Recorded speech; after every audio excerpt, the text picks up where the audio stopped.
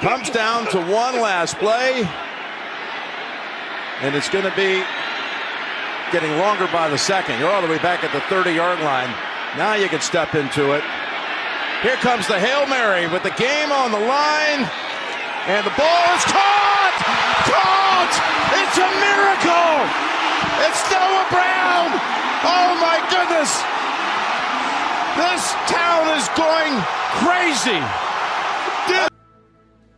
I don't know what I just saw.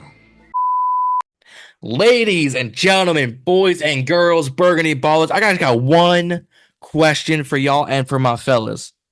When we put that left hand up, who are we?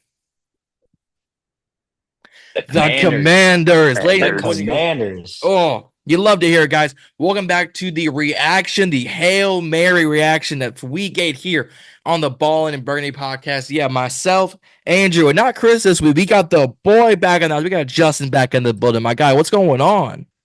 Hey, what's up, guys? I'm glad to be back. It's been a busy couple months. Yeah, it's been a minute. It's been a minute. What a time to reintroduce yourself to the YouTube algorithm, because man, we got a lot to talk about against this win, this close ass win. Better yet, what a time to be alive. Hey man, what a time to be alive. We're gonna do that, guys. Don't forget to like and subscribe here on YouTube, here on the Ballin' Burgundy podcast YouTube channel. We're on the road to 500 subscribers.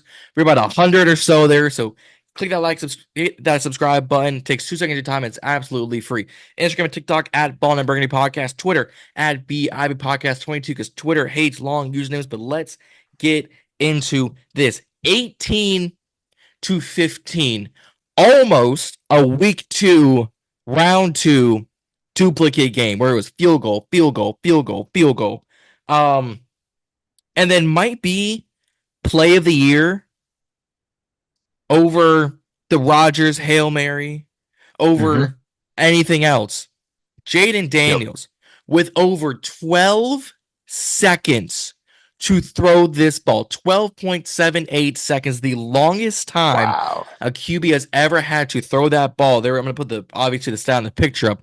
Since Next Gen Stats was a thing, to then get the ball tipped, because he was on our 35-yard line. So he had to chuck that thing 65 yards down that biatch, down the field. And it was a tip to the line. So I'm thinking, our receivers are kun sa. Sometimes they can catch, sometimes they cannot. And Noah Brown said, I got you today. And just lightly grabbed the ball out the air. And Northwest Stadium, every TikTok video, us on the live stream for a little bit with some other fan accounts, we all went ballistic. Fellas, how are we feeling after this? I'm going to keep saying Hail Mary victory. Unreal. I don't even think it's fully processed for me yet. I have never seen something like this in my lifetime, watching the Commanders, watching the Washington football team, watching the Redskins. Yeah, I was shaking. I was yelling so loud that I was worried that the people in my dorm were going to call the cops because they thought someone was being killed. So I had to try to suppress myself a little bit by the end, but let's just say there was some excitement there. Justin, how we feeling? Dude, I think I'm fucking dreaming, dude. The amount of times I pinch myself, feel like, holy shit, this fucking real.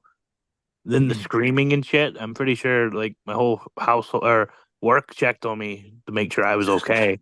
Because all you hear is, fucking go, the whole fucking time. And everybody's like, oh shit, you actually won. And you're alive. Yeah, I'm so amazed.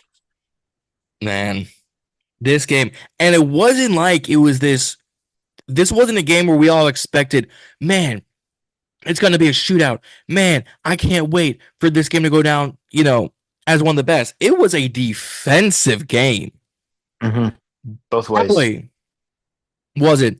According to the stat sheets, and I think the stat sheets are wrong with our RO9 social media.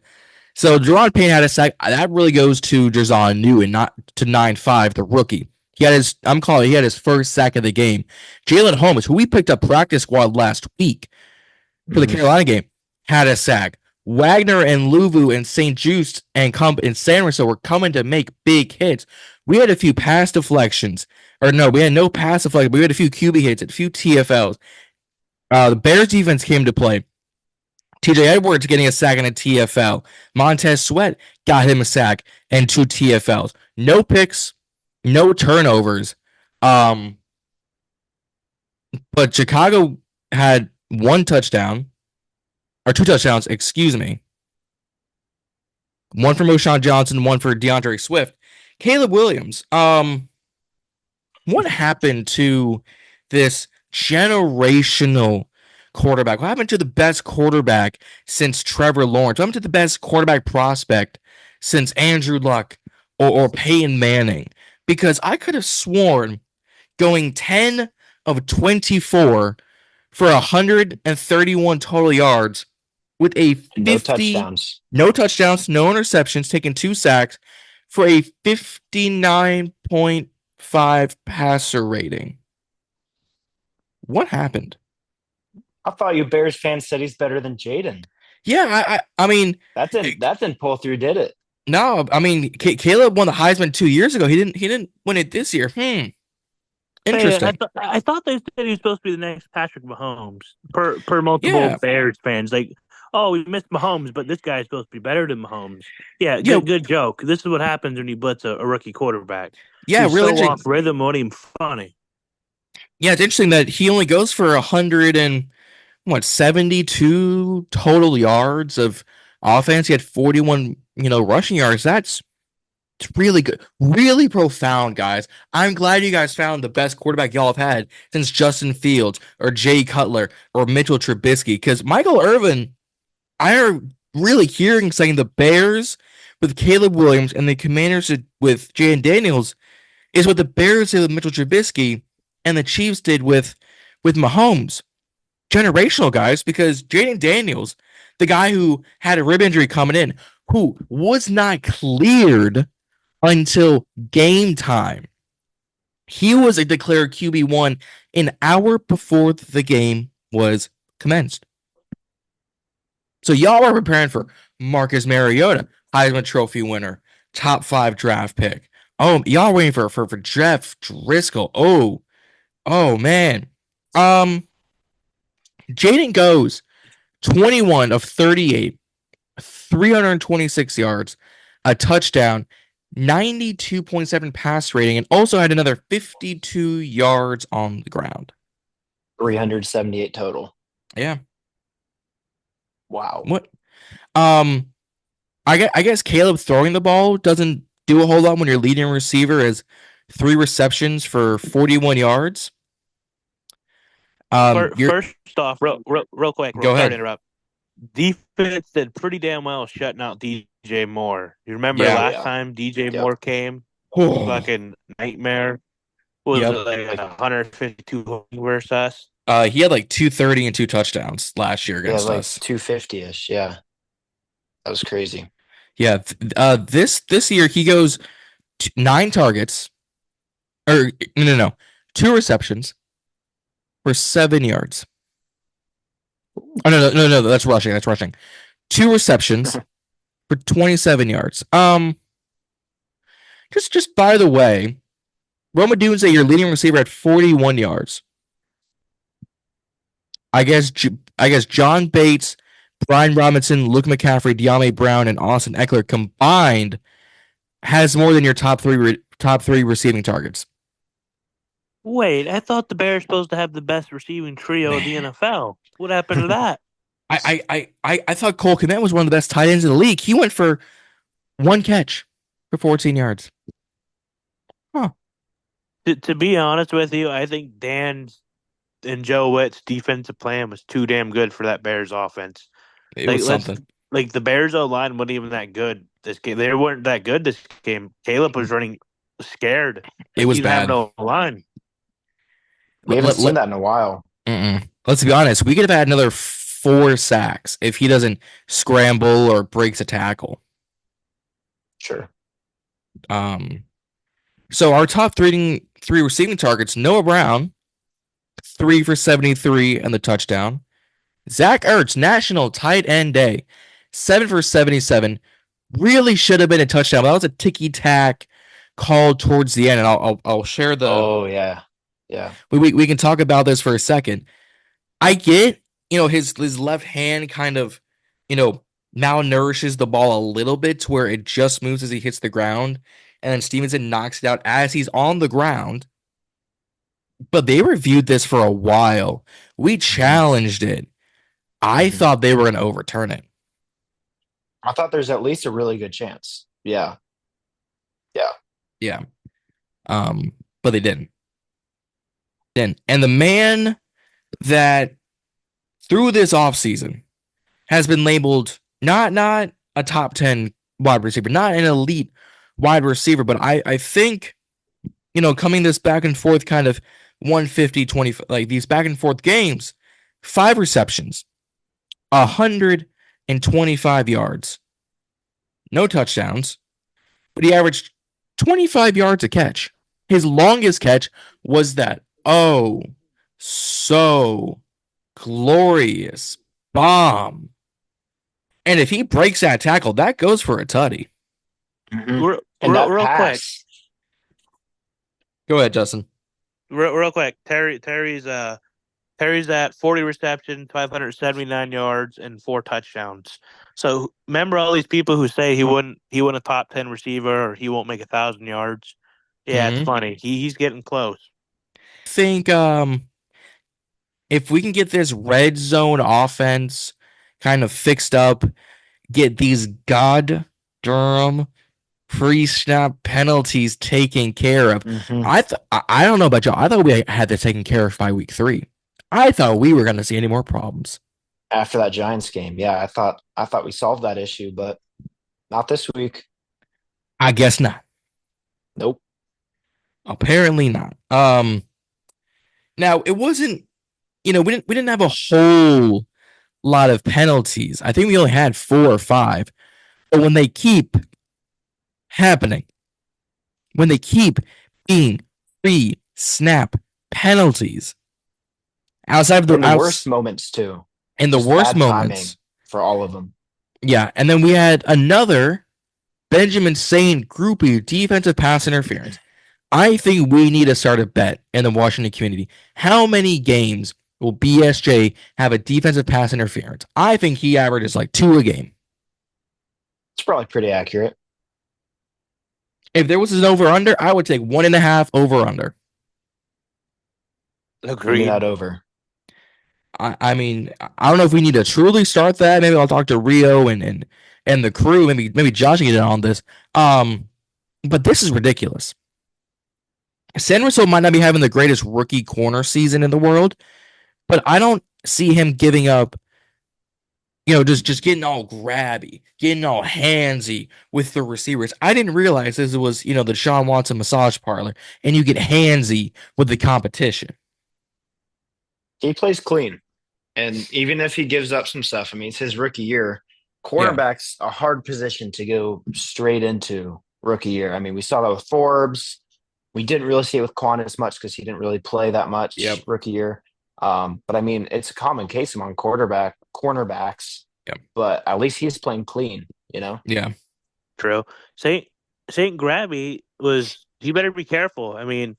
That ball to me looked like it might have been overthrown. There's no need to grab anybody. It was. But yeah, you should have seen Adams and Peters and the owner face. Yeah. When the flag was thrown, they were not very happy at all. So. Understatement. Yeah, people aren't going to realize this, but for the first half, we were dominating the Bears, not points wise, but yards, catches. In the first quarter, we had 140 net yards, 6 first downs, 2 and 4 on third downs, and we had 6 points in the first quarter. Chicago had 38 net yards, 2 first downs, 0 for 2 on third yards, 0 points. Williams was 1 for 5 passing for 17 yards. Daniels, mind you, was 3 for 8 for 74. But when you quadruple the passing yards, on 3 plays to 1. That kind of helps. In the first half, we had 267 total yards to their 90. Yeah. Daniels was 10 of 19 for $154. Williams was 3 of 8 for 33 yards. I think the 3 of us could have gone out to play for the Bears and gotten more yards in the first half. They might need someone to take that role on for them not too long if Caleb can't figure it out. I mean, they were quick to cut Justin Fields. And granted, coming out of college, Caleb was hyped to the moon. There was film to make sure, hey, we're not talking out of our ass. Caleb was really good in college. Heisman Trophy winner for a reason. Just never really won the national championship. But you were so close, so fast to move on for Justin.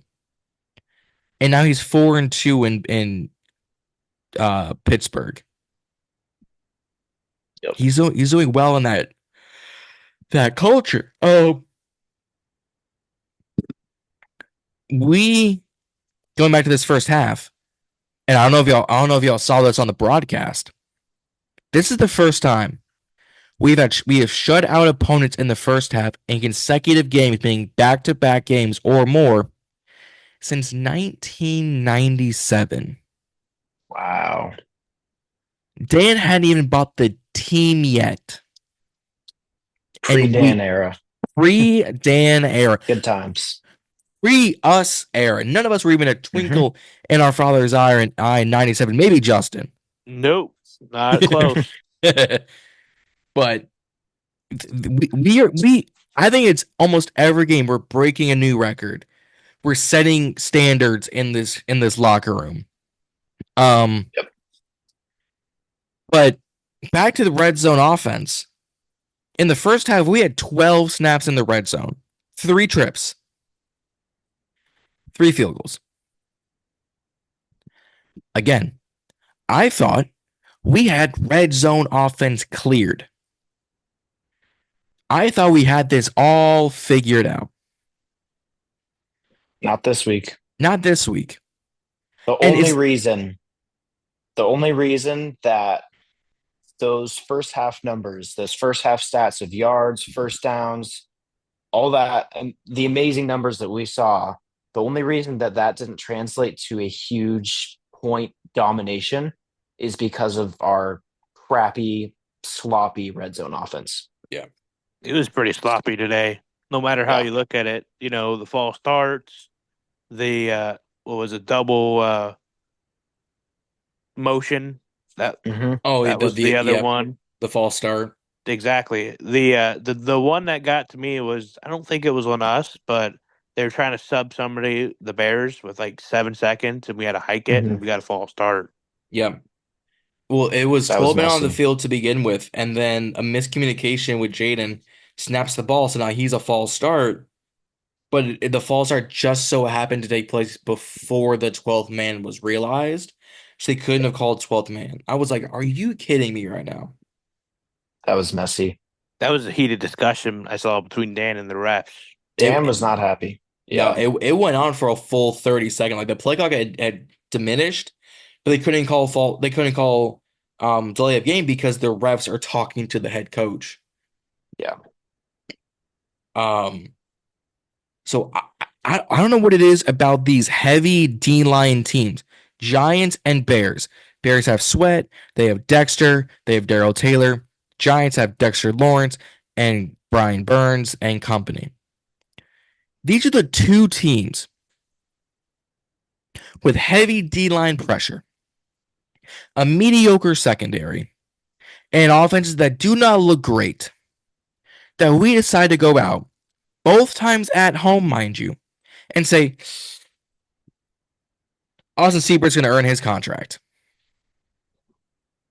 Oh, Seibert is now like 24 of 26 on the year on field goals. He had 1 blocked early in the year, and the one he had today where he kicks it with like the side of his foot. I thought it was blocked. I'm like, oh, it's blocked. I tweeted it was blocked. Mhm. And I looked back and I was like, what is this? I'm Soccer, not going to get on apparently. his. I'm not going to get on his case about it because he's still No. been incredible for us and appreciate him for that. But I haven't seen a kick like that in a long time. Like that was Mhm. confusing. It was weird. Not Big Um, Steve like. no, not nothing like that. Um, Chris really should be here for this because people like Shannon or not Shannon, Skip Bayless, Kevin Durant were saying, "Damn, what a game!" And then shout out to Chris and Josh because they need to shoot their shots soon. Maybe Rio too. The lovely Miss K Adams saying, "Play of the year." Was I that can Jayden see Hail it. Mary? Yeah. Hmm. So did Adam Schefter. Just posted it within the Yeah. last 5 minutes. Play of the year. Yeah. I mean, it's the Maryland Miracle. It's not the Minneapolis Miracle. It's the Maryland Miracle. Hey man. I ain't mad at that name, the Maryland. I don't know if we got to trademark this. I don't know if we got to tweet that out. I don't know what we got to do to trade to get this locked down. But funny thing about that Hail Mary, it wasn't on the broadcast. We all were seeing this after the game, post game with fan footage. 2-9, I know what you're about to say. Tyrique Stevenson, a very good young corner in the making, drafted last year out of Miami to the Bay. Really good corner. I like the kid. What are you doing? Celebrating in the end zone, waving bye-bye to Commanders fans as a play is happening. Mid play after the ball was snapped. You see him running around, going bye-bye as Jayden is scrambling in the backfield, as he's running around like a rugrat in the backfield, looking for a chance to set his feet and throw. And Jayden is about to chuck this ball as soon as he turns around and sees the mass of humanity in the right hand side. When you're on the field, it's on the right hand side. When on his side, it was maybe the left. So he turns his body, starts to run, gets in the front of the pile, tip into Noah Brown's hands, who had dropped 2 or 3 balls this game too. Let's not make any issue. He dropped. Go ahead. Yeah, he dropped 2 easy passes. Mhm. One was an end route, and the other might have been a short post. Yeah. But Mhm. 2 easy completions. Not in a good game, and magically he'd bounce back. Yeah. But He made up for it. why? Yeah. Why on earth are you taunting and celebrating during a game? During the last play of the game. Terry said it best post game, and I'm going to let him take care of it right about now. Commanders, it ain't over till that hits 0. Sorry, it's not over till it hits 0. We need y'all for all 4 quarters. That's why it ain't over. 4 quarters. We on to the next one. Come on. Yeah. The game isn't over until 0 hits the clock. The game isn't over until the fat lady sings. The game isn't over until I see confetti in my hands, horns ablazing, and I see kids screaming, "Let's go! Oh yeah!" And I see grown men crying. Pretty much. He is going to get flayed if he does not get his ass waxed by his teammates and coaches. Oh, I know the media will get him. I know Chisel's gonna get him. Urinating. Everybody who does any sports commentary is on his ass. He's probably going to get Karma benched too. I would have benched that motherfucker the next week. Yeah. Karma came in clutch. Leave it at that. Oh yeah. Just what? Like it was a weird game. 70 total plays. We had, Tress Way came to work 5 punts. Mhm. He's not used to that. No, Not used to the workload. It's gonna be sore tomorrow. he might need a massage gun. He might need to visit some parlors and get a massage. He might need a little bit of torque on that quad. Justin, you had proposed this pre-stream, and I like the idea you were going because this team needs a little bit of help.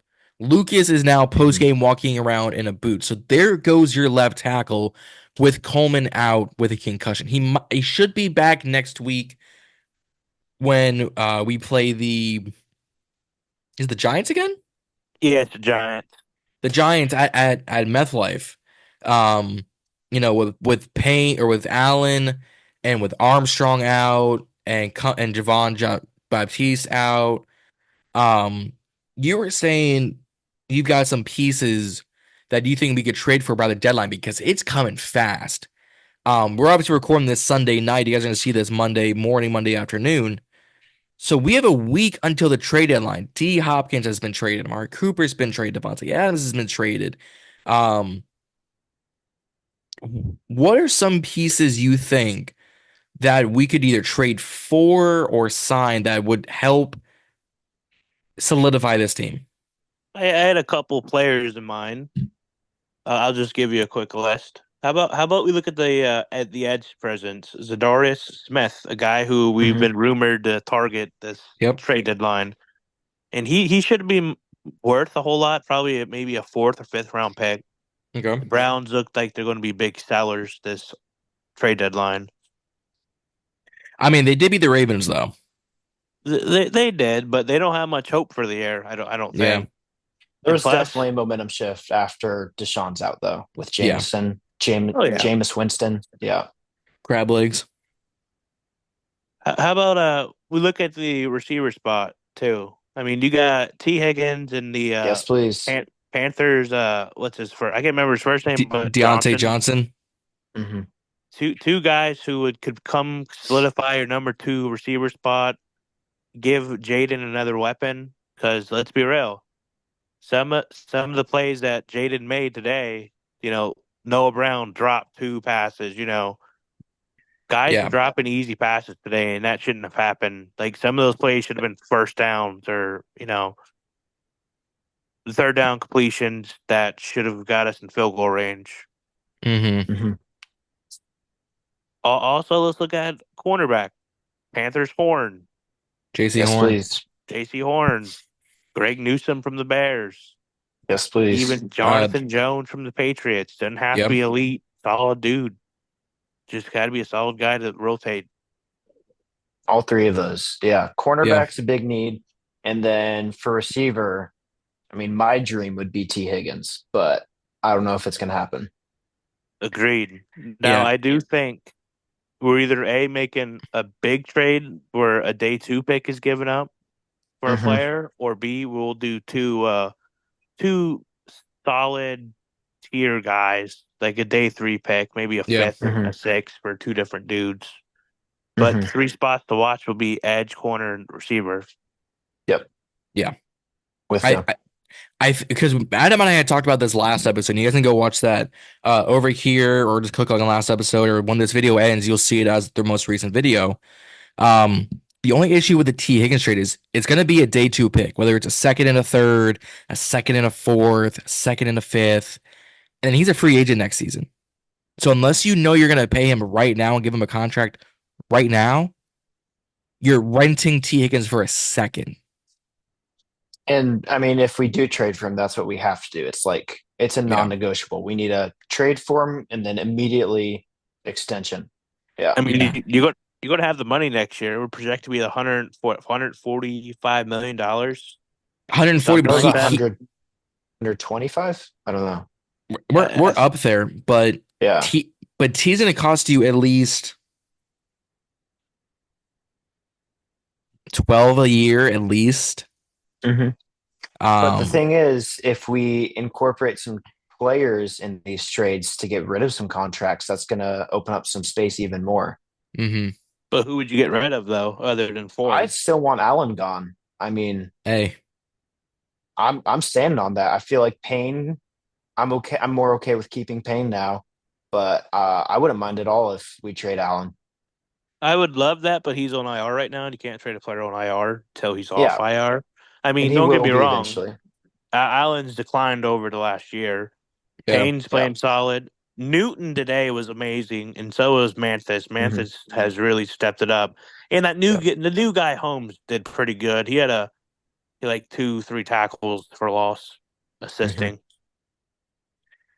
Yeah, I mean, the fact that Andrew's doubling down on Allen Ganas, you I'm keep staying getting on business. You're saying on video, but you keep getting flamed on Instagram, buddy. Oh, You I guys know. are at Oh, I know.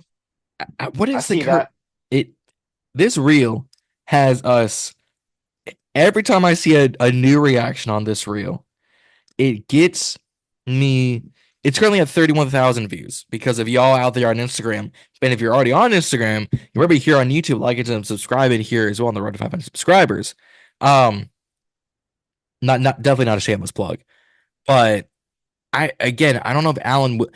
I think he could get restructured next season and maybe be like a June 1st cut.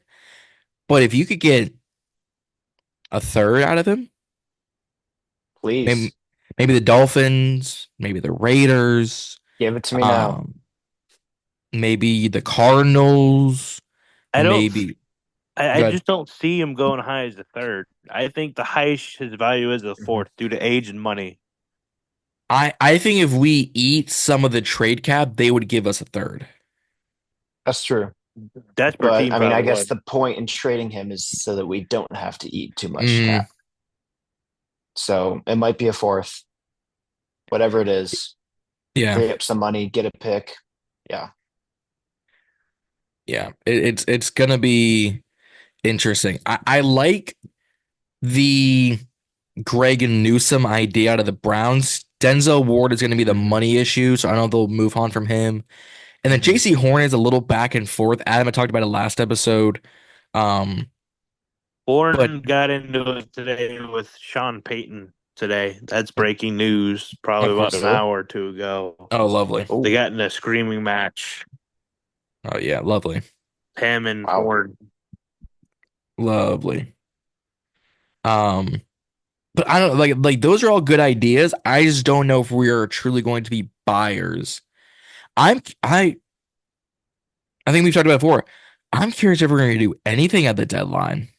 You have to be buyers. This team is a playoff team. If you play well enough for the playoffs, there's a good chance this team could be a Super Bowl contender. Like, Guys. You can't tell me, right? You can't tell me you're going to sit here and fail to better your team at the deadline. Like, you have to make a move or two. Like, this team in general has been historically one of the best teams we've had in who knows when. I mean, the points, other than the Giants game and this game, are 40-plus points a game. Daniels is doing pretty damn good as a rookie. The defense is improving every week. I mean, the last 2 weeks have been pretty damn solid play. You're going to have to do something to keep up this good offense, defense, specials, whole team in general, good play style. Yeah. At the end of the day, it's really simple as this. We're 6-2. All right. That makes us buyers, in my opinion. We're 6-2. We have not seen that in a long time. And we want to do more than just get to the playoffs. We want to win in the playoffs. We want to get as far as we can. So we need to be buyers. We're 6-2. Agreed. Yeah. Last time we went this far was Alex Smith, 6-3. When he went down to the Texans, we were 6-3 when Smith went down. Hey. Or hypothetically, we could just trade Jayden Daniels and build for next year. We want to be sellers. Do you really want to get killed on Instagram, Andrew?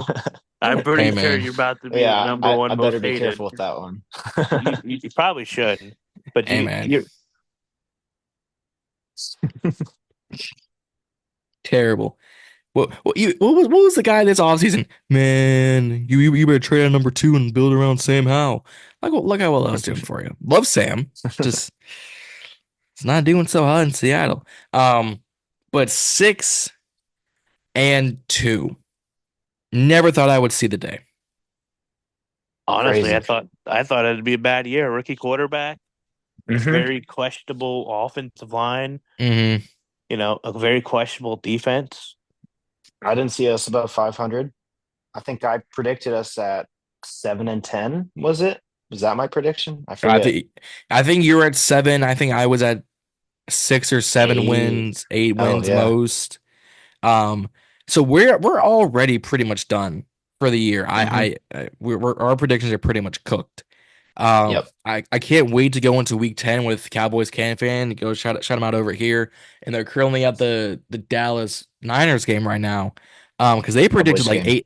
8. They predicted like 8 wins as well, and we're at 6 and 8 weeks. That could be with the current track we're looking like, that could be 12 by week 16, If not more. if not more. I Gotta think keep it up. I said this with Adam. I think this will be the division again. You could win with 9 wins, a la 2020. We won it with 7 wins. You could win this division right now with 9. Long as Philly don't sneak up, that's the biggest concern. Yeah, as long as Philly doesn't do what they'd like to do, and They're playing good football right now, so they won by a lot today.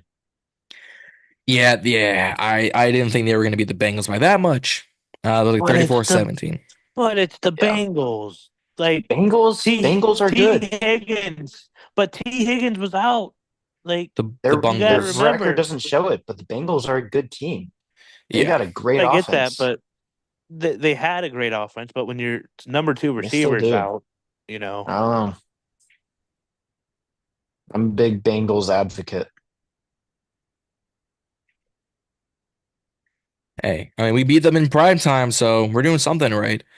But any closing remarks y'all want to say before we get out of here? Because 6-2 with the Maryland Miracle, the Maryland Miracle. Yep.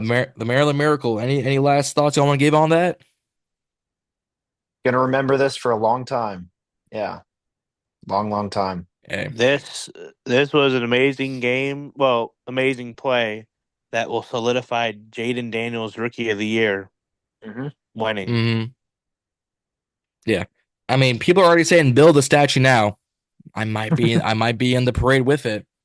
But guys, 6-2 is going to lead us to head out of here to enjoy our Victory Monday, as we will see fit, whether it's a couple of brewskis with the boys, whether it's a couple of good old home cooked meals. I had some chili and cornbread tonight. It was delicious.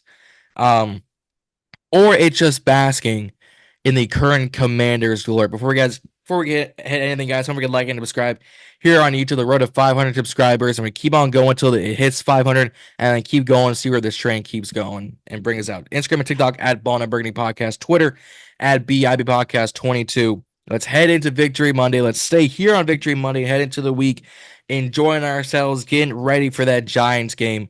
But let's savor this Maryland Miracle. Let's talk about how better this team can get where it is already. But let's raise hail. And don't forget, guys, to stay ballin'. We'll see y'all out there.